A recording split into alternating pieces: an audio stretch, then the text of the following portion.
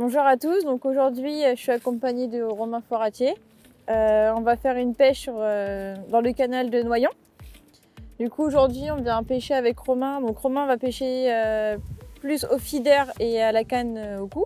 Moi je vais plutôt partir que sur la canne au cou en 11,50 m pour un peu, on va essayer de pêcher les brèmes, les gardons, un peu de plaquettes aussi. Du coup, on s'est donné rendez-vous aujourd'hui pour un petit duel entre nous, voir qui va être le champion ou la championne. Du coup, je vous invite, on va aller mouiller l'amorce ensemble. C'est parti. Donc, comme on vous a expliqué tout à l'heure, aujourd'hui, on est au bord du canal avec Solène pour faire une partie de pêche. Donc, Solène va pêcher essentiellement à la canne à 11,50 m, on va dire le tout venant. Et moi, je vais faire deux coups, 11,50 m et aussi la pêche au feeder à 20 mètres. Donc, le but, c'est que j'essaye d'attraper des poissons au feeder aussi bien qu'à la canne. Donc, on va faire deux mélanges différents. La base de l'amorce va être exactement la même, simplement Solène va mélanger un paquet d'amorces gardon et moi un paquet d'amorces brème. Ça va être la seule différence du jour. Nos deux amorces vont être noires, composées également avec de la terre. Voilà. Donc c'est parti, on mélange l'amorce. Voilà, alors pourquoi on a choisi de faire ce mélange-là? Parce que c'est simplement un mélange qui est très polyvalent, qu'on utilise tous les week-ends par chez nous. Comme on vous expliquait, on va utiliser la même base d'amorce aujourd'hui. La seule différence va être que Solène va utiliser 1 kg de gardon. Donc cette amorce a pour but de travailler davantage, qui va attirer très rapidement le poisson sur sa place. Et on va dire ça va attirer le tout venant.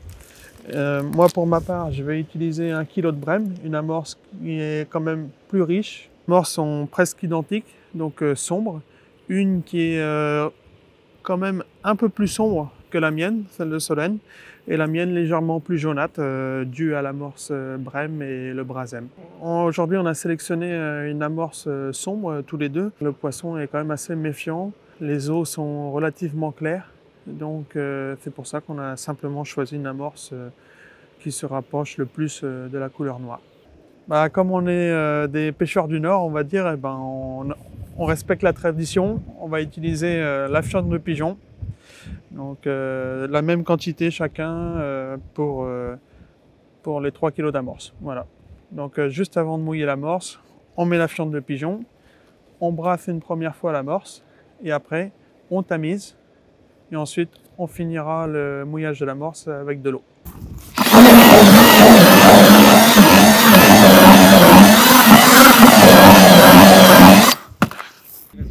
Donc la fiente elle a été mélangée là, dans l'amorce à l'aide du batteur avec la perceuse. On peut se rendre compte que l'amorce elle est avec la fiente elle est déjà bien humide. Donc on va la laisser gonfler. Ensuite on va la tamiser dans 5-10 minutes pour enlever tous les déchets de la fiente.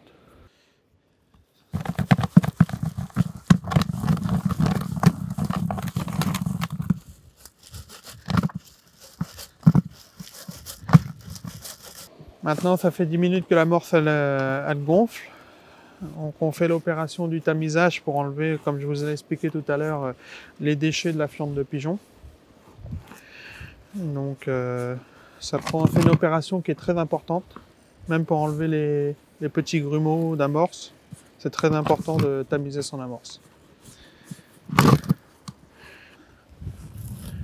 Comme on peut voir, voilà les déchets. Donc il reste encore quelques plumes et quelques graines de blé et de pois de la fiente de pigeon. Et ça, c'est l'excédent qu'on va jeter. Il y a encore là. Ouf.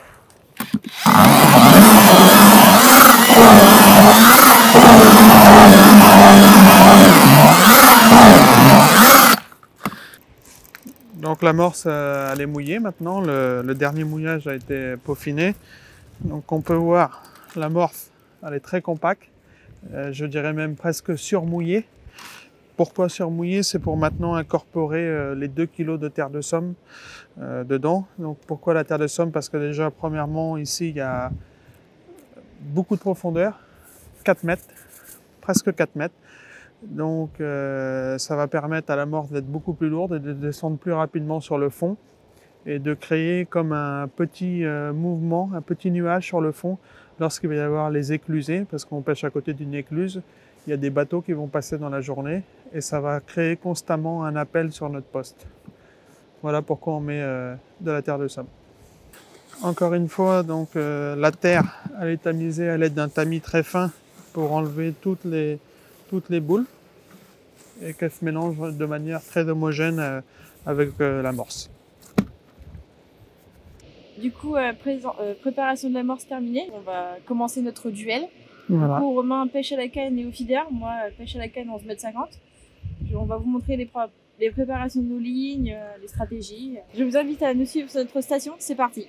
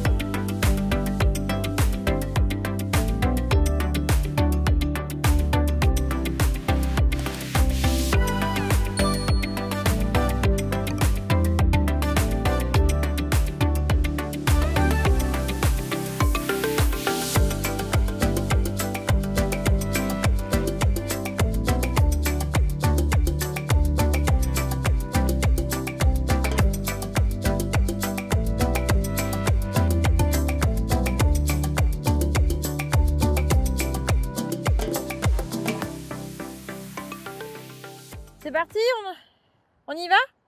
Amorçage. Du coup, avant l'amorçage, je vais vous présenter une petite astuce. Donc du coup, toujours avant d'amorcer, amorcer avec les èches bien sûr, je fais toujours 2 petites boules sans èches, sans rien, pour vraiment m'habituer à bien me faire la main, pour éviter de mettre des èches un peu partout. Donc c'est parti. Oula.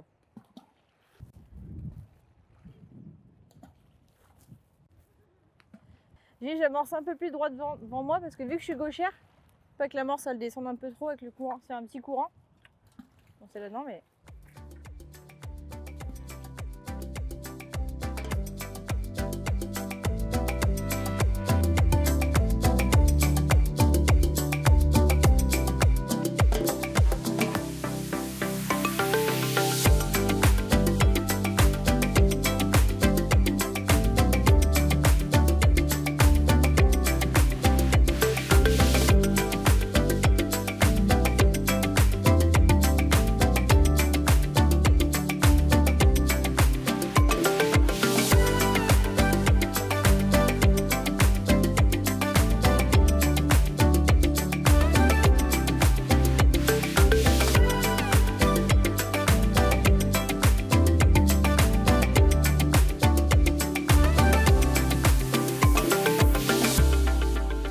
Donc du coup, j'ai choisi la série SPT19, donc de celle-ci.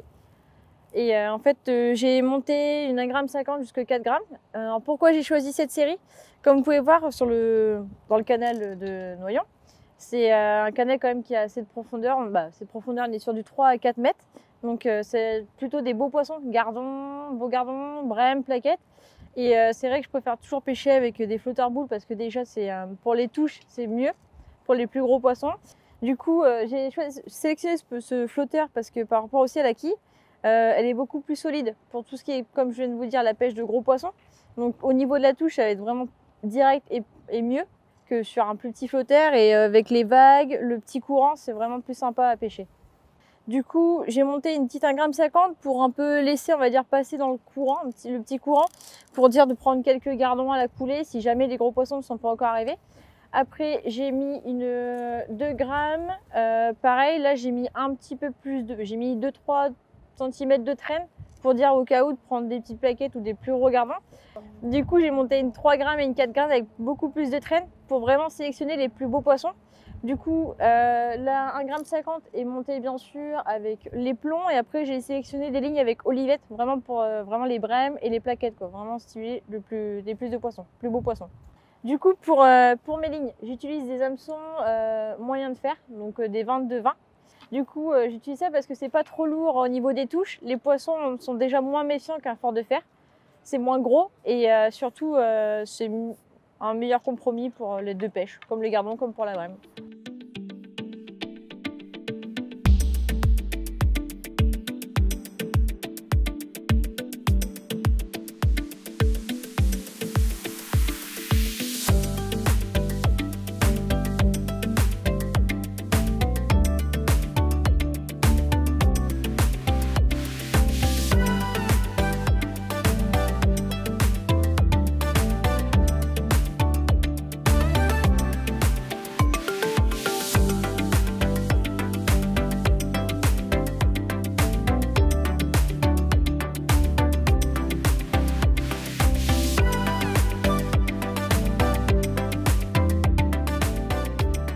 La partie de pêche, donc là on a amorcé, ça fait 5 minutes qu'on pêche et je vais vous présenter donc les lignes que j'ai préparées pour aujourd'hui. J'ai monté 3 lignes, les mêmes flotteurs que Solène, flotteur boule en 1,5 g et 3 grammes. La différence sur mes lignes, c'est que j'ai préféré utiliser un badling de 20 cm parce que je vais essayer, je vais pas essayer, je traîne davantage, donc entre 5 et 10 cm. Donc quand c'est comme ça, je préfère utiliser un badling un peu plus long, donc un badling de 20 cm. Et en termes de plomb de touche, j'ai monté des plombs de touche assez importants. Par exemple, pour ma ligne d'1,5 g, j'ai mis un plomb de touche numéro 7, donc c'est quand même assez gros, parce qu'ici il y a quand même pas mal de bassinets. Alors pour pêcher en traînant sur le fond, ça me permet d'avoir un poids quand même supplémentaire sur la partie basse de la ligne. Et pour le flotteur de 3 grammes, j'ai mis un plomb de touche numéro 6. Donc c'est quand même aussi important. Ah voilà, un poisson. Donc ça commence pas mal, ça commence bien. On a eu directement des touches. Ah, une nablette. Pour ce qui concerne le flotteur plat que j'utilise maintenant, j'ai commencé avec ce flotteur là, c'est un flotteur plat de 3 grammes et toujours avec un badling de 20 cm et un plomb de touche numéro 6. Par contre, avec cette ligne là, j'ai une traînée de 20 cm, c'est-à-dire que mon plomb de touche est en train de frôler, on va dire, le fond du canal. Donc, parce que là, il y a pas mal de bassinets, comme on peut voir au bord là, avec l'écluse qui est un peu plus loin. Donc je commence comme ça, avec une nèche très lourde. Donc j'utilise un gozeur noyé. Voilà. Ça me permet de rester vraiment sur le fond et d'essayer de sélectionner la taille des poissons.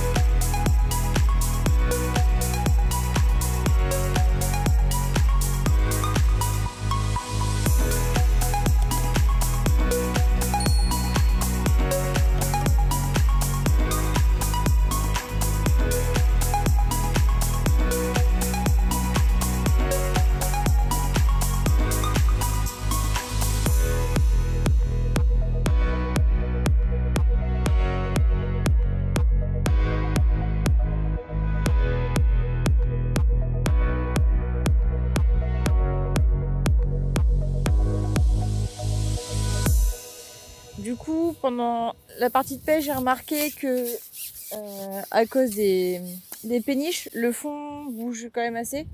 Du coup, ma petite ligne au début, j'ai commencé par une 1,50 g, où je prenais des tout petits poissons. Et je me suis rendu compte que le fond avait bougé, du coup j'ai préféré sonder. Et en fait le sondage, comme on peut voir, est très important parce que dès que je me suis remis comme il fallait, donc à ras de l'eau, j'ai sélectionné quelques beaux gardons.